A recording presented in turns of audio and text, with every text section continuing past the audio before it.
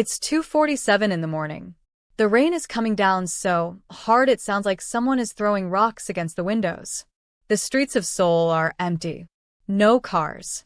No people. Just wet concrete and flickering streetlights. And in the middle of all that darkness, a black SUV is parked outside a warehouse with its engines still running. Inside that warehouse, 43 police officers in full riot gear are counting down. 3, 2, 1. The doors fly open. Flashlights cut through the darkness like swords. Officers are screaming in Korean, "Get down! get down." Hands where we can see them. And sitting at a long metal table in the center of that warehouse, completely calm like he was expecting this, like he had been through this 100 times before, Park Jin-ho, the most feared man in all of South Korea. The man they called the Ghost, because for 15 years, police had been trying to catch him, and for 15 years, he had disappeared every single time like smoke in the wind. But not tonight. Tonight, they had him. Or, at least, they thought they did. Because what none of those 43 officers knew, what the lead detective, a sharp woman named Chi-Fyun, had no idea about, was that somewhere across the city, in a tiny apartment above a convenience store on the corner of Mapogu District, a 23-year-old black girl named Amara was sitting at her laptop. And she was about to change everything. Before we get into how Amara saved the most dangerous man in Korea, I need you to hit that like button right now because this story is going to shake you. And drop a comment telling me where in the world you are watching from. I'm reading every single one. Let's go back. All the way back. 8 months earlier. It was a Tuesday morning in late March, and Amara Johnson had exactly $47.83 in her bank account. She was sitting in the immigration office in Seoul, South Korea, staring at a number that had been called 40 minutes ago and still hadn't moved. The waiting room smelled like old coffee and stress. Fluorescent lights buzzed above everyone's heads. A baby was crying 3 seats over and didn't stop. Amara had come to Korea 2 years before on a teaching English scholarship. She was smart, the kind of girl who graduated top of her class at Howard University in Washington, D.C., the kind of girl whose mother had cried at graduation and said, "Baby, the whole world is yours." But the world had not felt like hers lately. Her scholarship had ended 6 months ago. Her teaching contract wasn't renewed. The school said they were going in a different direction, which everyone knew was just a polite way of saying they had hired someone else. She had applied to 17 other schools. 2 had called back. Neither had offered a job. And now her visa was about to expire. She had 30 days to either find a new job sponsor or leave Korea forever. 30 days. She kept looking at that number in her head while the immigration officer, a tired-looking man in his 50s who clearly did not want to be there, explained to her in clipped, rapid Korean that her options were very limited. "You need employer sponsorship," he said. "No sponsorship, no visa. Simple." "I understand," Amara said in perfect Korean because she had worked very, very hard to learn the language. "But is there any other pathway?" "Any?" "No," the man said, already looking past her to the next person in line. Amara walked out of that office into the cold March air and stood on the sidewalk for a long moment. People streamed past her. Nobody noticed her. Nobody ever noticed her. She was one of only a handful of black people in her entire neighborhood, and while most people were kind, there were days when being invisible felt like its own kind of loneliness. She took a deep breath. She was not going to cry. Not here. Not on a Tuesday morning on a public sidewalk. She pulled out her phone and opened her email. 17 applications sent. 2 responses. 0 jobs. She closed the email app. Then she opened her freelance translation work app. She had been doing document translations on the side to make ends meet, Korean to English, English to Korean, sometimes Mandarin if the client was patient with her. It wasn't glamorous, but it paid. She had a new job request waiting. The job description was strange. Urgent translation needed. Legal documents. High confidentiality required. Pay, 3 million Korean won. 3 million won. That was almost $2,300 US dollars. For one job. Amara stared at the number. That was almost 3 months of rent. That was her visa lawyer's fee covered. That was the breathing room. She clicked accept before she could think too hard about it. The documents arrived in her encrypted inbox 40 minutes later. At first, they seemed normal: business contracts, financial agreements, some kind of real estate transfer. She started working through them carefully, the way she always did, making sure every word was precise, every legal term matched correctly between languages. But then she hit page 37. And she stopped. Because on page 37, buried inside what looked like a routine property transfer agreement, were 3 lines of text that made her stomach drop straight to the floor. She read them again, then again. This couldn't be right. She cross-referenced her translation, double-checked the legal terminology, ran it through 2 different dictionaries. It was right. Those 3 lines, hidden inside a fake business contract, were instructions. Coded, but not coded well enough. Instructions for moving $200 million through a chain of shell companies across 5 different countries. Instructions that ended with a name she recognized immediately. A name that had been in the Korean news for months. Park Jin-ho. Amara sat back in her chair. Her hands were shaking slightly. She had just accidentally translated evidence. Evidence of something very, very illegal. And her name, her ID number, her translation license, was now attached to these documents as the certified translator. Which meant whoever had sent her this job already knew exactly who she was. Her phone buzzed. A message from an unknown number. "Good morning, Miss Johnson. I hope the documents were not too difficult. Please send the completed translation to the address provided and delete all copies from your system. Do not speak of this to anyone. This is not a request." Amara's heart was hammering. She looked around her tiny apartment like someone might be watching through the walls. Then she did something that was either very brave or very stupid. She didn't delete anything. Instead, she made 3 copies. She sent one to a secure cloud account her cousin had set up for her back in the States. She saved one on a USB drive she kept in her shoe. And she kept the original exactly where it was. Then she typed back to the unknown number. Translation complete. Sending now. And she sent them a blank document. She didn't know it yet. But she had just declared war on the most dangerous criminal organization in South Korea. Park Jin-ho had not always been the ghost. There was a time a long, long time ago when he was just a boy. He grew up in Busan, the port city on the southern tip of Korea. His father worked at the docks, loading and unloading cargo ships 16 hours a day for almost no money. His mother cleaned houses in the rich neighborhoods up in the hills, the neighborhoods where people had heated floors and foreign cars and didn't know the names of the people who cleaned their toilets. Jin-ho was the middle child of 5. He was not the smartest. He was not the most athletic. He was not the most handsome. But he was the most watchful. He noticed things. He noticed how the dock supervisors skimmed money off the workers' wages and nobody said anything. He noticed how the police always came quickly when someone called from the rich neighborhoods and slowly, very slowly, when someone called from his neighborhood. He noticed that the world had rules, and the rules were different depending on who you were. He decided very young that he would be the kind of person the rules worked for. By 15, he was running small errands for a local gang, nothing serious, just deliveries, keeping watch, passing messages. By 18, he was managing logistics for the gang's protection racket in 3 neighborhoods. By 25, he had taken over the entire operation and expanded it across Busan. By 30, the Busan operation was just a small branch of something much, much larger. He was 41 now. And what he had built was a machine.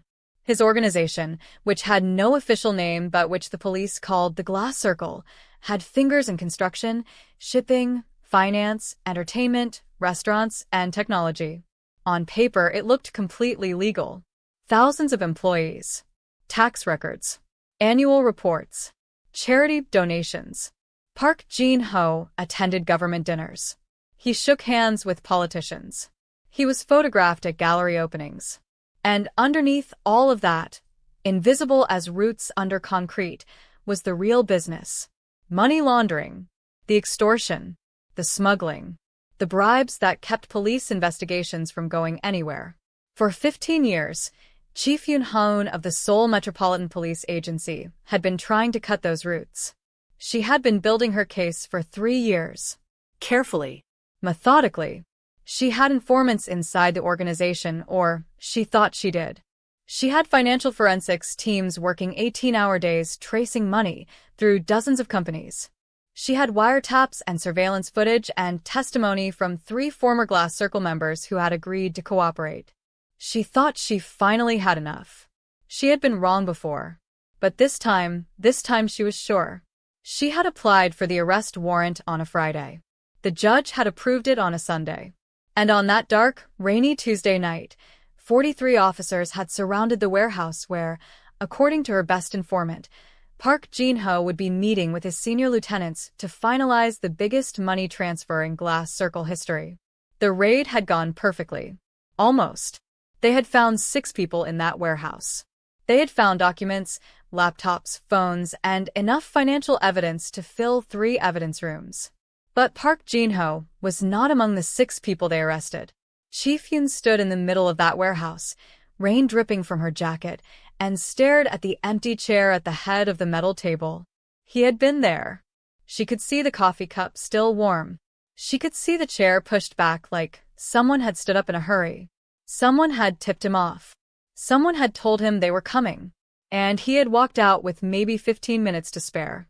Chi-Fyun pressed her hand against the cold metal table and closed her eyes for exactly 3 seconds. She allowed herself exactly that much, 3 seconds of frustration and rage and exhaustion. Then she opened her eyes. "Pull every camera within 6 blocks," she said quietly. "I want every vehicle tracked. And I want to know who made a phone call in the last 2 hours that they shouldn't have." Her team moved. She stood there alone for another moment, staring at that empty chair. "Where are you, Ghost?" Park Jin-ho was, at that exact moment, sitting in the back of a very ordinary-looking taxicab, wearing a delivery worker's jacket and a baseball cap pulled low. His phone was off. His personal security team was scattered across the city in 7 different vehicles, running decoy routes. He looked completely calm. He was not completely calm. He was calculating. Someone on his team had told him about the raid with 12 minutes to spare. 12 minutes was enough. But 12 minutes was close. Too close. That meant the leak in Chi-Fyun's operation, the person he had carefully placed inside her investigation 2 years ago, had only found out about the raid 12 minutes before it happened. Which meant Chi-Fyun was getting better at keeping secrets. Which meant she was getting closer. He needed to move the money. Tonight. The entire transfer had to happen faster than planned, and it had to happen through channels that the police had never seen before. He pulled out a second phone, a burner, and sent one message. Execute Protocol 7. All documents to be retranslated and rerouted through a new chain. Use the foreign contractor. He didn't know the foreign contractor's name. He didn't need to. His logistics manager had sourced a freelance translator, someone with no connections to any known associates, someone completely outside their usual network, someone who would have no idea what they were actually translating. He thought it was the perfect blind spot. He had no idea that his perfect blind spot was a 23-year-old woman from Washington, D.C., who had grown up going to church every Sunday, who had a mother who called her every morning, who had a stubborn, quietly fierce heart that did not know how to look the other way. He had no idea that she had kept copies of everything. He had no idea that right now, at this very moment, Amara Johnson was sitting in her apartment staring at a USB drive in her hand, trying to decide what to do next. And he definitely had no idea that in 2 days, she would be standing directly in front of him. Amara couldn't sleep that night.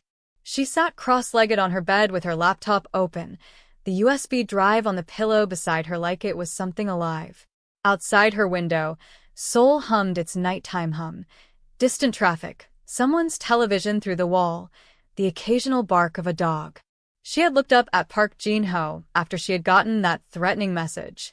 She had read everything she could find, the news articles, the police statements, the rumors on Korean online forums. She read about the people who had tried to stand up to the Glass Circle and what had happened to them. A journalist who had been writing an expose on Glass Circle's construction fraud had gotten into a car accident that the police closed in 3 days. A city official who had refused to approve permits had found himself under sudden tax investigation. A former Glass Circle accountant who had agreed to testify had simply disappeared. His case was still listed as missing persons. She read all of it. And then she sat there in the dark with a USB drive on her pillow. She was 23 years old, almost broke, 30 days from losing her visa, and completely alone in a country that was not hers. She should send those files to the police. Or delete everything and pretend she never saw any of it. That's what a sensible person would do. Either go all the way in, give it to authorities and hope they could protect her, or run as far away from it as possible. But something was stopping her. She picked up the USB drive. The translation she had read. Those documents. There was something in there that didn't make sense to her yet, something that felt like it was almost pointing at something bigger. Something that the police might miss if they didn't know what they were looking at from the inside.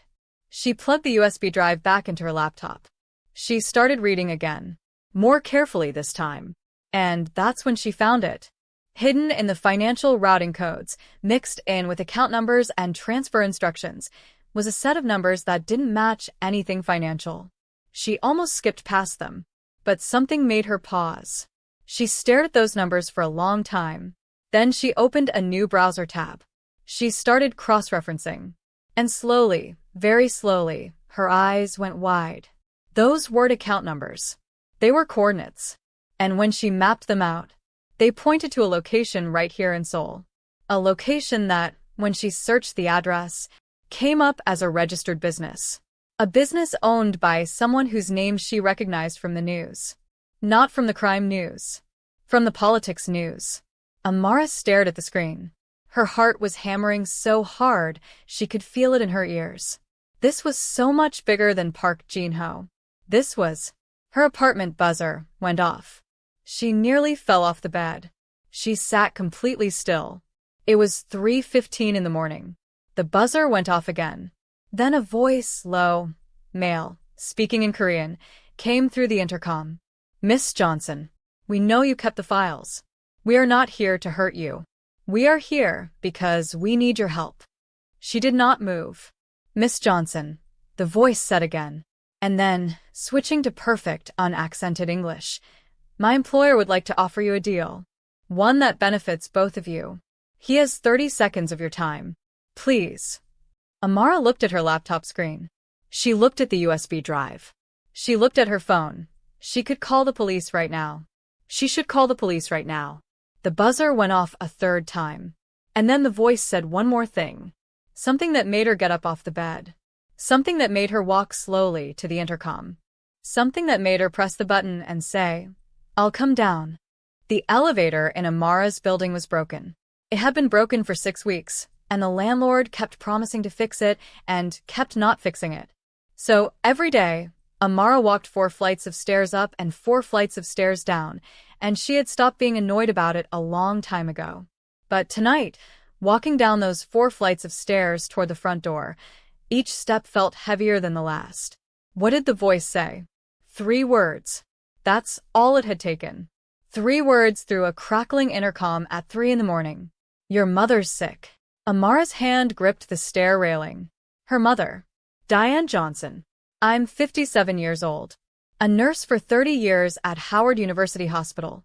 The woman who packed extra sandwiches in Amara's school bag every single day until she left for college because she said, 'I don't trust school cafeterias and I don't trust hunger.' The woman who video called Amara every morning at 7 a.m. Seoul time without missing a single day in 2 years. Except this morning. This morning, the call hadn't come. Amara had noticed. She had told herself her mother was probably just tired, or busy, or her phone had died. She had sent a text that said, "Morning mama, you okay?" and got no reply. She had pushed the worry to the back of her mind because she had the immigration office appointment and 17 job rejections and a threatening message from a criminal organization to deal with. But she had noticed. And whoever was standing outside her door at 3 in the morning knew that she had noticed. Which meant they had been watching her long enough to know her routine. Long enough to know that her mother called every morning. Long enough to know that today, the call hadn't come. That was not comfortable. That was a threat dressed up in a suit. She knew that. She went downstairs, anyway. The man standing in her building's small lobby was not what she expected. She had pictured someone large and scary-looking, someone with tattoos visible on their neck, someone who looked like a movie version of danger. That's what her brain had drawn for her on the way down the stairs. Instead, she found a man who looked like someone's accountant. He was maybe 45. Medium height. He wore small wire-rimmed glasses and a dark blue raincoat that was damp at the shoulders. His hair was neatly parted. His shoes were clean despite the rain outside. He was holding a clear umbrella folded under his arm, and he genuinely looked, uncomfortable to be there. He bowed slightly when he saw her come through the stairwell door. "Miss Johnson, thank you for coming down. Tell me about my mother," Amara said immediately. Her voice was steady.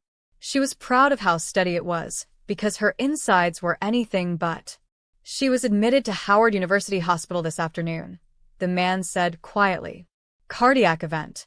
She's stable right now, but..." "How do you know that?" "We know many things." "That's not an answer." The man paused. He seemed to consider something. Then he said, "We have someone at the hospital who confirmed it for us this evening, after we became aware that your mother had been admitted. We wanted to verify before we came to you. We did not want to give you wrong information." Amara stared at him. "That's supposed to make me feel better? That you have a spy in my mother's hospital?"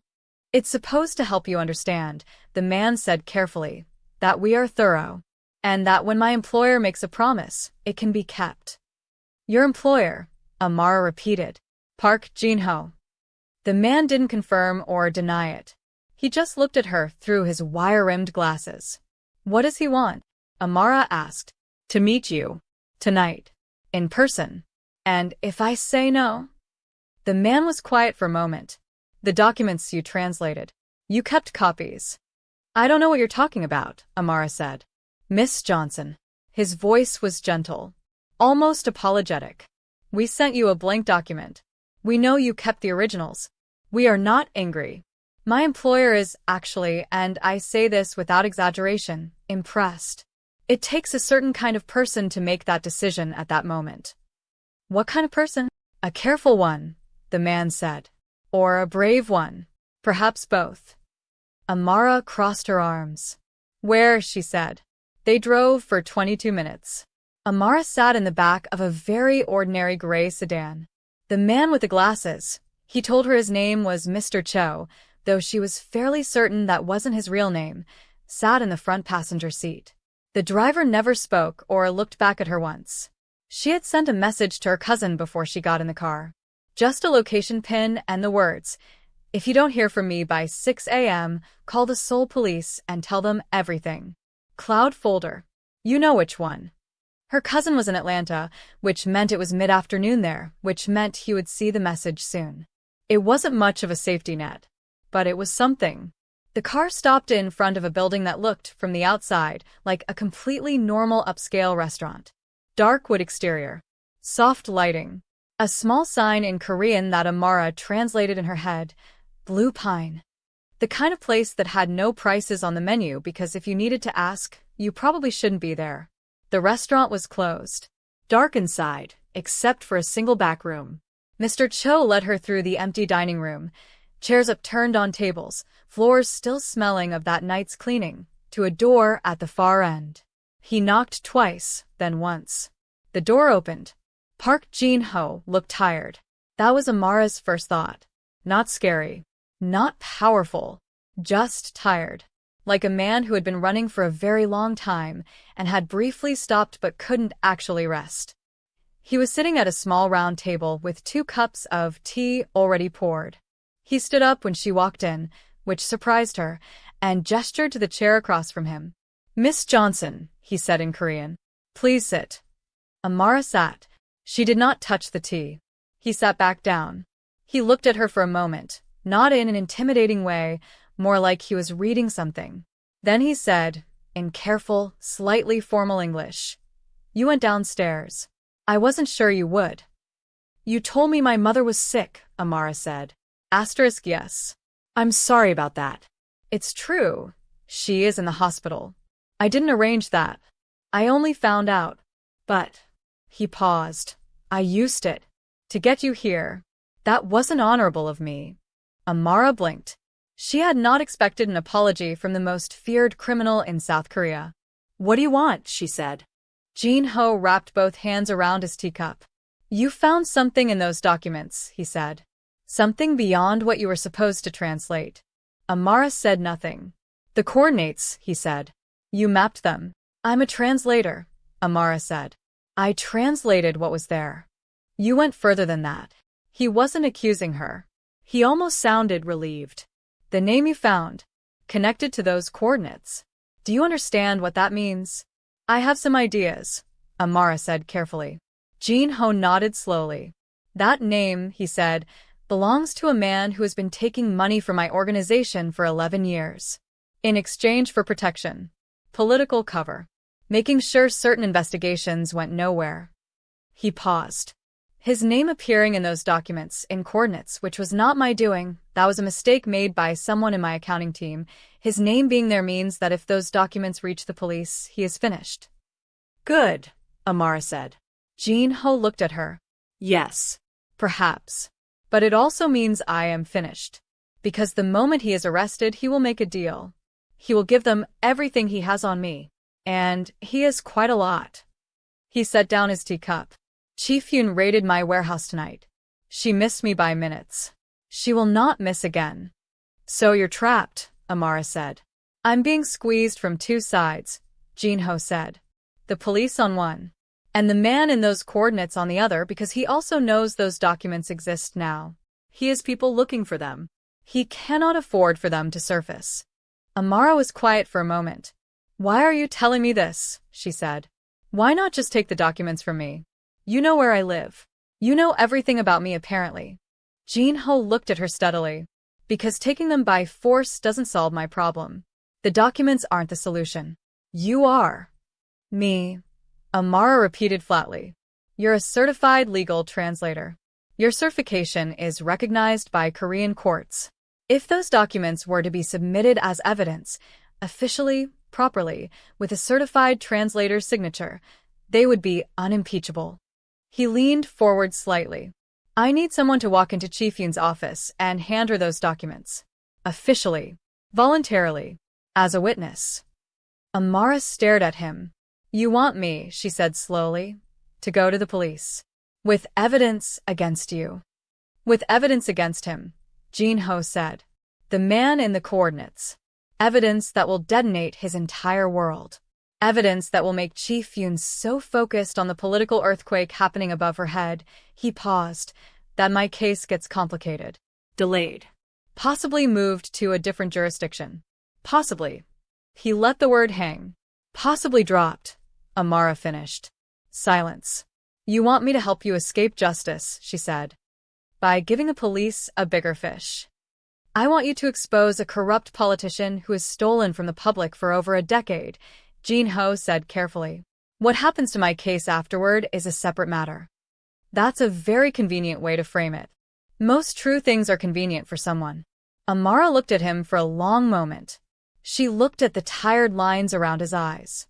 She looked at his hands around the teacup, steady, but only just. She looked at the room around them, plain walls, a single light, no windows. A man hiding in a closed restaurant in the middle of the night. What's in it for me? She said. A new work visa. Sponsored by a legitimate company, a real one, nothing connected to my organization. 3 years, renewable. A settlement of 50 million won, deposited into an account of your choice, in a country of your choice. He paused. And the best cardiac specialist in Seoul is seeing your mother by tomorrow morning. Private care. All expenses covered. Whatever she needs. Amara's jaw tightened. Don't, she said quietly. Don't use my mother like a bargaining chip. I'm not, Jin-ho said. And something in his voice shifted, something that sounded, impossibly, like it might be genuine. Miss Johnson, I'm offering to help her, because it's the right thing to do. She's sick and you're here alone, and you're scared for her. I can fix that part, regardless of what you decide tonight. Amara looked down at the table. Why would you do that? Because, Jin-ho said quietly, I had a mother too. And there was a night a long time ago when she was sick and I had nothing. And nobody helped us. He stopped. I don't require you to believe I'm a good person, Miss Johnson. I'm not asking for that. I'm asking for a business arrangement. But that, he nodded vaguely, meaning her mother, meaning the hospital. That is separate. That I will do anyway. The room was very quiet. Amara looked up. I need 24 hours, she said. Jin-ho nodded. I need to verify everything you've told me about my mother. I need to do my own research on the politician. And I need to know, she met his eyes directly, that if I walk into that police station and I hand over those documents, I am not going to disappear like the last person who went up against your organization. You have my word, Jin-ho said. Your word, she said. The word of a man who runs a criminal empire. Yes, he said simply. That is what I have to offer. Amara stood up. She picked up the untouched cup of tea, drank half of it in one go, and set it back down. 24 hours, she said. Mr. Cho knows how to reach me. She walked to the door. She stopped, with her hand on the frame. Without turning around, she said, the coordinates in those documents. The politician's name. I looked him up. And he's on the National Assembly's Justice Committee, she said. The committee that oversees police investigations. She heard Jin-ho go very still behind her. He's been killing your case from the inside, she said. And Chief Yoon doesn't know. A long pause. No, Jin-ho said quietly. She doesn't. Amara nodded slowly. Okay, she said, more to herself than to him. She walked back out through the empty restaurant, past the upturned chairs and the clean floors, and out into the cold Seoul night. Mr. Cho was waiting with the umbrella open. She walked past him and didn't say a word. She had 24 hours to make the most important decision of her life. And somewhere across the city, Chief Yoon Haun was in her office, staring at surveillance footage, getting closer by the minute. Amara didn't sleep. She sat at her laptop from the moment she got back to her apartment until the gray morning light started creeping through her curtains, and she worked. She verified everything Jin-ho had told her. First, her mother. She called Howard University Hospital directly, found the main number online, called it herself, asked for the cardiac ward. After being transferred 3 times and put on hold twice, a tired night nurse finally confirmed that yes, Diane Johnson had been admitted that afternoon. Stable. Resting. Not in immediate danger, but needing monitoring. Amara sat with that for a moment. Eyes closed. Hand pressed flat against her chest like she could slow her own heartbeat down manually. Okay. Okay, Mama. I've got you. Then she went to work as a politician. His name was Assemblyman Kwon Tae-sik. 61 years old. 22 years in the National Assembly. Respected. Decorated. The kind of man whose face appeared on government posters about anti-corruption initiatives, which Amara thought was either deeply ironic or very deliberately calculated. Probably both. She dug through every public record she could find. Financial disclosures. Property registrations. Business connections. She cross-referenced everything against the routing codes in the documents, the shell company names buried in the contracts, the coordination points she had mapped. By 5 a.m., she had filled 4 pages of notes. By 6 a.m., she was certain. Kwon Tae-sik wasn't just taking bribes from the glass circle. He was actively directing which police operations got funding and which ones got quietly starved of resources. He had been sitting on the Justice Committee for 9 years. 9 years of steering oversight away from Jin-ho's organization while publicly giving speeches about cleaning up Korean society. He was the reason 3 investigations had gone cold. He was the reason witnesses had suddenly recanted. He was the reason Chief Yoon's case, despite years of brilliant, meticulous work, kept hitting invisible walls. Amara stared at her notes. She thought about what Jin-ho had said. Chief Yoon doesn't know. And something settled in Amara's chest. Something quiet and heavy and clarifying. This wasn't just about Park Jin-ho anymore. This wasn't just about her visa or her mother's hospital bills or 50 million won. Chief Yoon had spent years trying to do the right thing and had been sabotaged the entire time by the very system she was working inside. That mattered. That mattered a lot. At 7:15 a.m., her phone rang. Unknown number. Different from the one last night. She answered. Miss Johnson. A new voice. Older. Smoother. The Korean was perfect, the kind of perfect that came from expensive schools. My name is not important. What's important is that we need to meet. Today. Before you do anything else. Who are you? Amara said. Someone who knows what you found in those documents. Someone who would prefer those documents never sees the light of day. A pause. I can make your visa problems disappear. I can triple whatever Park Jin-ho offered you. And I can ensure that your mother receives. Stop, Amara said. Silence. Don't mention my mother, she said. Her voice was very quiet and very clear. Don't ever mention my mother. Another pause. When the voice came back, it was cooler. Miss Johnson, you are a young woman alone in a foreign country. You have no protection, no connections, no leverage. I am offering you a very generous. I know who you are, Amara said. The line went silent. Kwon Tae-sik, she said. National Assembly. Justice Committee. 9th floor office. You have a photo with the Prime Minister on your wall and you give money to 3 different children's charities every year so that people think you're a decent person. The silence on the other end was a different kind of silence now. Whatever you're planning, the voice said, and the smoothness was gone, replaced by something colder and harder. I would strongly encourage you to reconsider. I'll take that under advisement, Amara said. She hung up. Her hands were shaking. She looked at them for a second. Then she picked up her other phone, the one she used for normal things, for calling her cousin and ordering food delivery, and she typed one message to Mr. Cho's number. I'm in. Tell him. But my terms, not his. Meet me in 1 hour. Public place.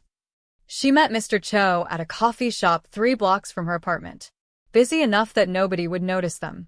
She ordered a large Americano and drank half of it before he even sat down. She laid out her terms on a paper napkin because she didn't want anything typed anywhere. 1. She would go to Chief Yoon directly. Not through a lawyer, not through an intermediary. Her in person with the documents. 2. She would tell Chief Yoon everything, including the fact that Jin-ho had approached her. She would not lie to the police. 3. Jin-ho would not interfere with whatever happened to his case after that.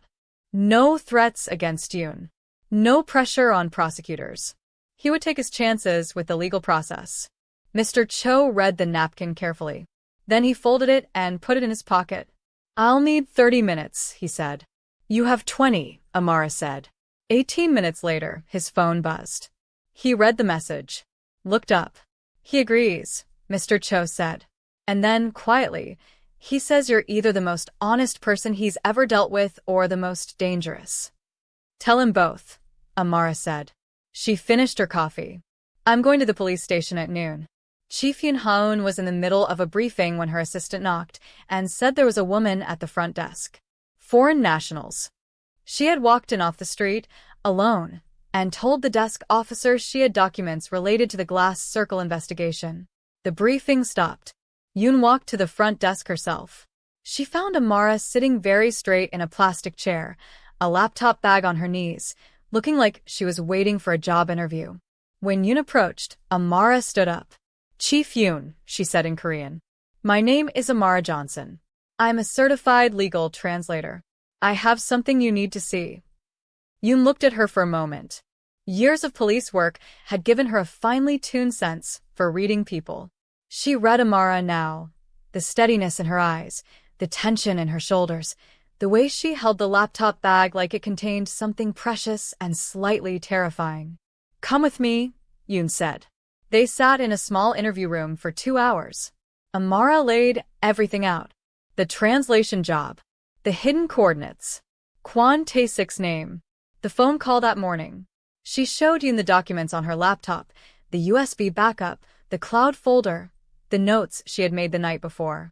She explained every step of her analysis clearly, carefully, without embellishment.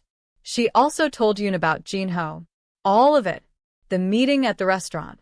The offer. The terms she had set. Yoon listened to everything without interrupting once. Her face gave almost nothing away, except for one moment, when Amara said Kwon Tae-sik's name in connection with the Justice Committee, when something moved behind Yoon's eyes. fast and controlled, like a small earthquake that she immediately stood firm against.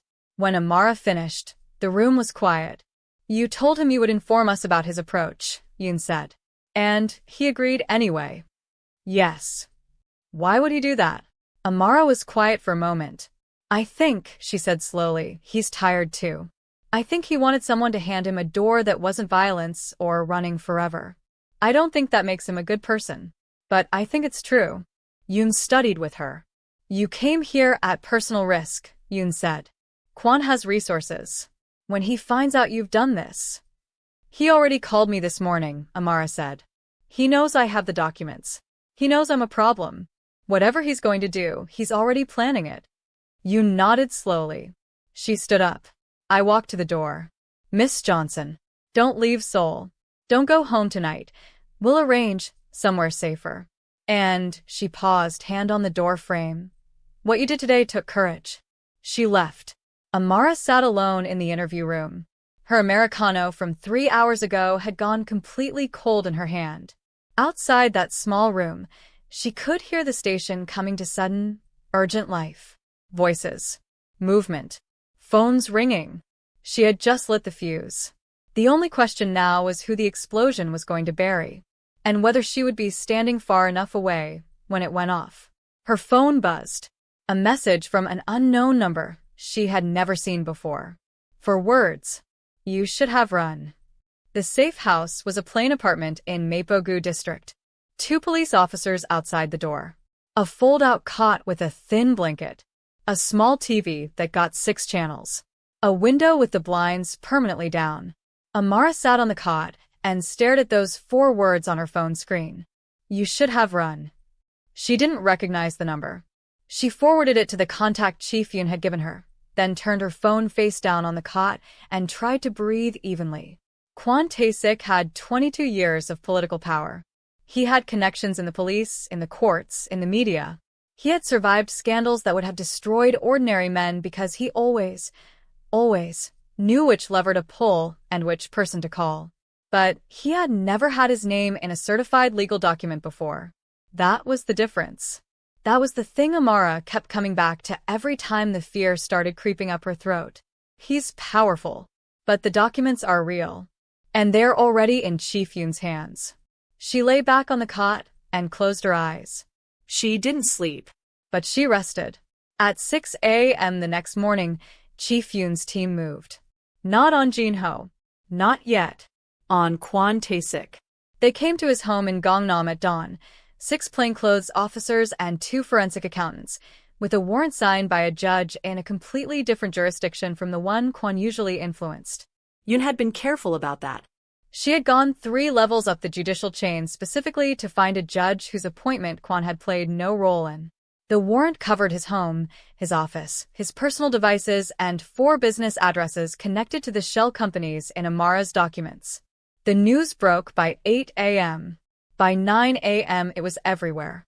Amara found out watching the small TV in the safe house, wrapped in a thin blanket, eating instant noodles because that was what one of the officers had brought her for breakfast. Kwon Tae-sik's face filled the screen. His official assembly portrait, dignified, silver-haired, the photo of integrity. And next to it, in bold Korean text, the headline, "National Assembly Justice Committee member detained for questioning in organized crime connection." The news anchor's voice was barely controlled by shock. Amara set down her noodles. She watched the footage. Kwon being walked out of his Gangnam home in a dark coat, one hand up shielding his face from the cameras that had somehow already arrived, which meant someone had tipped them off, which meant Yoon had wanted this public, wanted it visible, wanted it impossible to quietly bury. Smart woman. Amara's phone buzzed. A message from her cousin in Atlanta.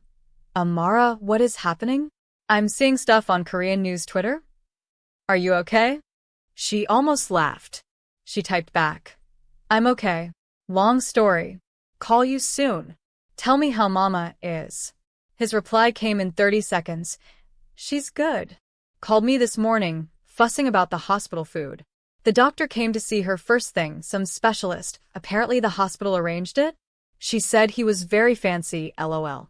She's asking where you are." Amara stared at the message. The specialist. Jin-ho had said he would arrange it regardless of her decision. He had kept that promise. She didn't know what to do with that. She filed it somewhere complicated in her chest and turned back to the TV. Chief Yoon called her at noon. Kwon's lawyers are already building a suppression argument, Yoon said, without greeting. They're going to challenge the origin of the documents. Claim they were obtained improperly. They were translated by a certified legal translator, Amara said. Me. I have my certification number, my license, my record of the job request, the timestamp of when the job was sent to me, and the original encrypted files. Every step is documented. A pause. You anticipated this, Yoon said. I anticipated everything, Amara said. I had a long night. I need you to come in, Yoon said. Formally. As a witness. There will be prosecutors present. It will take most of the afternoon. I know, Amara said. I'll be there. She paused. Chief Yoon. Park Jin-ho. What happens to his case? A longer pause this time. That is complicated now, Yoon said carefully. The Kwon connection has raised questions about the integrity of evidence collected over several years. Certain warrants, certain informant authorizations, they were approved through channels Kwon had influence over. Defense attorneys will argue contamination. Another pause. It doesn't mean he walks free. It means the case has to be rebuilt. Carefully. Correctly. It means it takes time. Amara nodded to herself. That's what he was counting on, she said quietly. Yes, Yoon said. And she said it without bitterness, which impressed Amara. It is. He's a strategic man. But Miss Johnson, strategic is not the same as untouchable. We will rebuild it. And we will do it properly this time, without Kwon's hands anywhere near it. Good, Amara said. She meant it. The prosecutor's interview lasted 4 hours. Amara sat across from 2 prosecutors and a forensic analyst and answered every question they had, twice over. She walked them through her translation methodology. She explained the coordinates and how she had identified them. She described both phone calls, Jin-ho's representative and Kwon himself. She described the meeting at the restaurant in exact detail, what Jin-ho had said, what she had seen, what she had felt. She did not soften anything about Jin-ho. She did not exaggerate anything either. She told the truth. Precisely. Completely. When it was over, one of the prosecutors, a young woman about Amara's own age who had been taking notes ferociously the entire time, looked up and said, almost involuntarily, "How are you this calm?" Amara thought about it honestly. "I'm not," she said. "I'm terrified. I've just had a lot of practice not showing it." She was walking out of the police building at 5:30 p.m. when she saw him. Not Jin-ho himself. Mr. Cho. Standing across the street in his dark blue raincoat, clear umbrella under his arm, even though the sky was clear today. He wasn't looking at her, he was looking at his phone. But she knew he was there for her. She crossed the street. "Is he watching?" she asked. "He wanted to know if you came out," Mr. Cho said simply. "Tell him I came out," she said. "Tell him I told them everything. Every word. The restaurant, the offer, all of it." "He knows," Mr. Cho said. He expected nothing less. They stood there for a moment on the pavement, the city moving around them. "What happens to him now?" Amara asked. Mr. Cho was quiet for a moment. "He is speaking with his lawyers. The case against him has become significantly more complicated for the prosecution. There are proceedings ahead. Long ones." He paused. "He is not free. But he is not in a cell tonight." Amara nodded. "Mr. Cho," she said, "is it worth it? All of it. Everything he built. Everything he did to build it. Looking at where he is now, does he think it was worth it?" Mr. Cho considered the question seriously, the way she had noticed he considered everything. "He said something to me last night," Mr. Cho said slowly. "After you left the restaurant. He said, 'That girl has something I lost a long time ago.'" "What did he mean?" "I think," Mr. Cho said, "he meant that you did the right thing simply because it was the right thing. Not for the visa. Not for the money. Not because someone made you." He glanced at her briefly. "He found that remarkable. I believe he also found it painful. Amara looked down at the pavement. The visa, she said. And the money. Is that still? The company's sponsorship papers are already filed, Mr. Cho said. A legitimate publishing firm. Translation and editorial services. The owner is a friend of Mr. Park's, a genuine business, nothing connected to the organization. The position is real. The visa will process within 2 weeks. He reached into his coat and produced a sealed envelope. And this. She took it. Didn't open it. I don't know if I should accept this, she said. He said you would say that, Mr. Cho replied. He also said to tell you, it's not payment for what you did. It's acknowledgement that you did something that cost you significantly, and that the cost was real whether you keep the money or not. Amara held the envelope. She thought about her mother in a hospital bed in Washington, D.C., fussing about food and talking to a specialist she hadn't expected. She thought about 30 days on a visa. She thought about 17 job rejections and $47.83 and a threatening message from an unknown number and a man in a restaurant who looked tired all the way down to his bones. She put the envelope in her bag. Tell him, she said, that I hope the long proceedings go honestly, however they end. Mr. Cho bowed slightly. He will appreciate that, he said. More than you know. He walked away into the crowd and disappeared so smoothly it was almost like he had never been there at all. Amara stood on the pavement for another moment. The Seoul evening was settling in around her. The lights coming on in the buildings, the smell of street food from somewhere nearby, the distant sound of traffic and voices, and the city being endlessly, exhaustingly, magnificently alive. She pulled out her phone. She called her mother. It rang twice. Amara, baby. Diane Johnson's voice came through warm and clear and slightly indignant. Where have you been? I've been calling you. This hospital has me on all kinds of machines, and they sent some fancy doctor this morning who wouldn't tell me who arranged it, and I have been sitting here worrying about. Mama, Amara said. And her voice broke, just slightly, just at the edges. I'm okay. I'm okay. I'll explain everything. Are you okay? I'm fine, baby. I'm fine. Doctors say my heart just needed a talking to. A pause. You sound different. I had a long couple of days. What happened? Amara looked up at the Seoul sky, pale pink at the edges where the sun was going down, the first stars just beginning. I'll tell you everything, she said. But Mama, you raised me right. I just wanted you to know that. A long pause. Baby, her mother said softly. I always knew that. 6 months later, Kwon Tae-sik was formally indicted on 11 counts of corruption, bribery, and obstruction of justice. It was the largest political corruption case in South Korea in a decade. The glass circle case against Park Jin-ho was restructured from the ground up, reassigned to an independent prosecutor with no connection to any compromised channels. It was, by all accounts, going to be a very long trial. Amara Johnson renewed her work visa. She called her mother every morning at 7 a.m. And sometimes on quiet evenings, she would sit at her laptop in her apartment above the convenience store and think about a tired man in a closed restaurant and a cup of tea she had almost not drunk. She never heard from Mr. Cho again. She never expected to. But once, just once, she came home to find a single envelope under her door. No name, no return address. Inside was a card. 3 words in Korean, handwritten. Thank you. Truly. She put it in the drawer of her nightstand. And she left it there. That's the full story. Amara came to Korea with $47 and left with something no amount of money can buy. The knowledge that when it mattered most, she did not look away. A comment below, what hit you hardest in this story? And would you want to see another story like this? If you made it to the end, you're the real ones. Share this with somebody who needs a good story today.